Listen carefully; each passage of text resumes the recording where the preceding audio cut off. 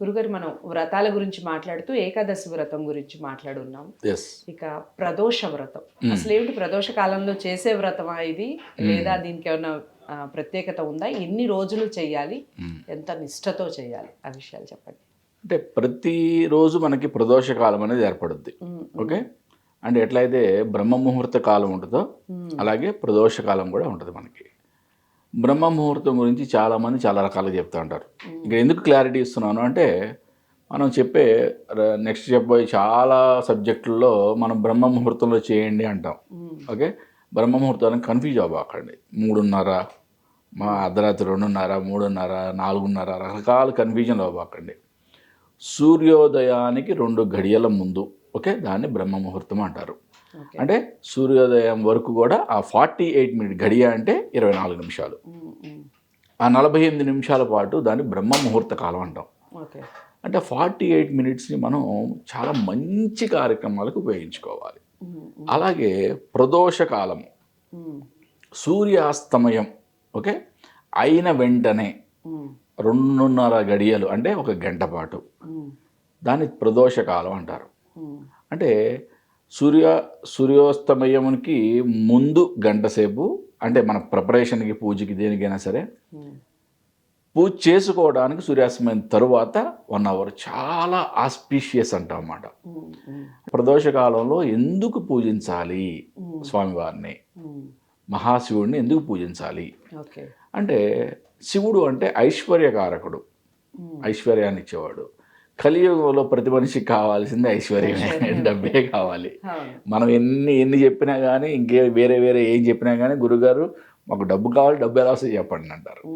Okay, మరి దీంట్లో ప్రదోషకాలం ప్రతిరోజు వస్తుంది, కానీ మహాప్రదోషకాలం అని చెప్పి అమావాస్య ముందు వచ్చే త్రయోదశి నాడు వచ్చే ప్రదోష కాలాన్ని మహాప్రదోష కాలం అంటారు. అంటే మనకి ఒక సంవత్సరానికి 12 అమావాస్యలు, అంటే 12 మహాప్రదోషాలు వస్తాయి. అంటే ఈ 12 త్రయోదశి మహాప్రదోష కాలంలో వ్రతంగా నియమించినట్లే మనం చేసుకున్నట్లయితే ఐశ్వర్యకారకుడైన ఈశ్వరుడు మనకు అద్భుతంగా ఐశ్వర్యం కలుగజేస్తాడని మనకు పురాణాలు ఘోషిస్తున్నాయి. అంటే ఉదయం నుంచి మనం ఎటువంటి ఘనాహారాలు అంటే విపరీతంగా తినకుండా సాత్వికమైన ఆహారం తింటూ, లిక్విడ్స్ కానీ సాత్వికమైన ఆహారం కానీ తింటూ, సాయంత్రం సూర్యాస్తమయానికి ముందు 1 గంట అప్పటికి మనం స్నానం చేసి రెడీగా ఉండి మనం పూజకి సంబంధించినవన్నీ కూడా ప్రిపరేషన్ చేసుకోవటం. ఓకే, అంటే సూర్యాస్తమయం అయిన పిదప వెంటనే 2:30 గడియలు అంటే 60 నిమిషాల పాటు మనం ఈ వ్రతాన్ని మొత్తం కూడా, అంటే శివ ఆరాధన, స్వామివారి యొక్క అభిషేకము, బిల్వార్చన, ఈ 3 చాలా ఇంపార్టెంట్.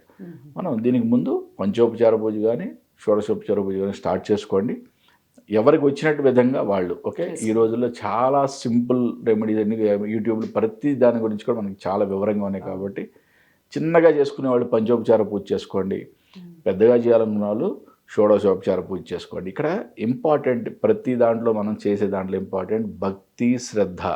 మనకి ప్రతి ఆహారానికి ఇంపార్టెంట్ అండి ఉప్పు, కారం, అంతే కదా. అలాగే మనకి భగవంతుడికి కావాల్సింది భక్తి, శ్రద్ధ. ఈ 2 ఉంటేనే మనకి అనుగ్రహం అనేది చాలా ఫాస్ట్గా వస్తుంది. ఎవరైతే ఇట్లా 12 త్రయోదశి ప్రదోష వ్రతం, మహాప్రదోష వ్రతం చేస్తారు, అంటే ప్రతి నెల మీకు పౌర్ణమి ముందు త్రయోదశి వస్తుంది, అమావాస్య ముందు ఒక త్రయోదశి వస్తుంది. కానీ పౌర్ణమి ముందు వచ్చేదాన్ని మహాప్రదోషం మనం, అంటే మాస శివరాత్రి రోజు ముందు వచ్చేదే మనకి మహాప్రదోషం.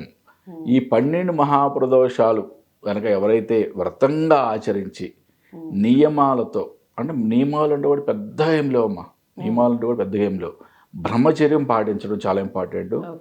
ఓకే, సాత్వికమైన ఆహారం మాత్రమే ఘనమైన ఆహారం తీసుకోకూడదు, సాత్వికమైన ఆహారం తీసుకోవటం, మాంసాహారం అసలు టచ్ చేయకూడదు, ఉండకూడదు. అంటే వీలైతే కనుక భూతల శయనం, అంటే నేల మీద పరుకోవడం అనేది చేయండి. ఓకే, ఇంతకు మించి మనం ఏం చేయాల్సిన అవసరం లేదు. అంటే స్టార్ట్ చేసి ఇవి కంపల్సరీ నియమాలు. కొన్ని వ్రతాలు కొన్ని ఎక్స్ట్రా నియమాలు ఉంటాయి, బట్ నేను చెప్పే వ్రతాలకి ఇంతవరకు చాలు. ఓకే, అంటే మీరు స్టార్ట్ చేసిన అంటే 3 పర్యాయాల లోపే కనుక మీకు ఏదైనా ఇబ్బంది కలిగినట్లయితే, ఏదైనా అశౌచం కానీ లేదా ఇంకేదన్నా లేడీస్కి వచ్చే ప్రాబ్లం కానీ ఏదైనా వచ్చి ఆటంకం కలిగినట్లయితే మళ్ళీ సంకల్పం తీసుకుని మళ్ళీ మొదటి నుంచి స్టార్ట్ చేయండి. Okay, okay. అంతేగాని ఒకటి రెండు అయిపోయిన తర్వాత మనకి బ్రేక్ వచ్చింది, బ్రేక్ వస్తే మళ్ళీ 3, 4 అని చెప్పి కౌంట్ స్టార్ట్ చేయబాకండి. 3 వరకు కూడా మీరు కంపల్సరీ బ్రేక్ రాకుండా చెక్ చేసుకోండి జాగ్రత్తగా. ఇప్పుడు అది మన చేతిలో ఉండదు.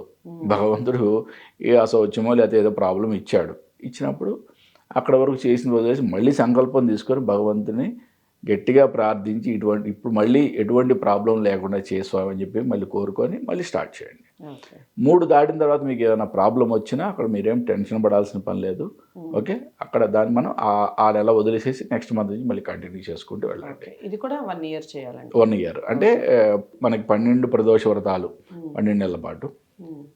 అదే కనుక అధిక మాసం వస్తే కనుక 13 ప్రదోషాలు వస్తాయి. పంచాంగం చూస్తే మీకు అర్థమైపోద్ది. మనకి ఒక్కొక్క సంవత్సరం మనకి అధిక మాసాలు వస్తాయి కాబట్టి అధిక మాసం వచ్చినప్పుడు మాత్రం 13 ప్రదోషాలు చేసుకోవాల్సి వస్తుంది. సంకల్పంలో చాలా క్లియర్గా మీకు అంటే ఎటువంటి ఐశ్వర్యానికి ధనానికి సంబంధించి ఎటువంటి ప్రాబ్లం ఉన్నా సంకల్పం తీసుకోండి. ప్రదోష వ్రతం మెయిన్గా ఇంపార్టెంట్గా ఈశ్వరుడు ఐశ్వర్యకారకుడు కాబట్టి ఆయన 100% మీకు ధనానికి సంబంధించిన ప్రాబ్లం నుంచి మనం బయటపడేయడం జరుగుతుంది. ఓకే, సో అది ఇంకెందుకు ఆలస్యం, గురువుగారు చెప్పినటువంటి విషయాల్లో మెయిన్ అందరికీ కలియుగంలో కావాల్సిందే ధనం మూలం మిదం జగత్ అంటారు.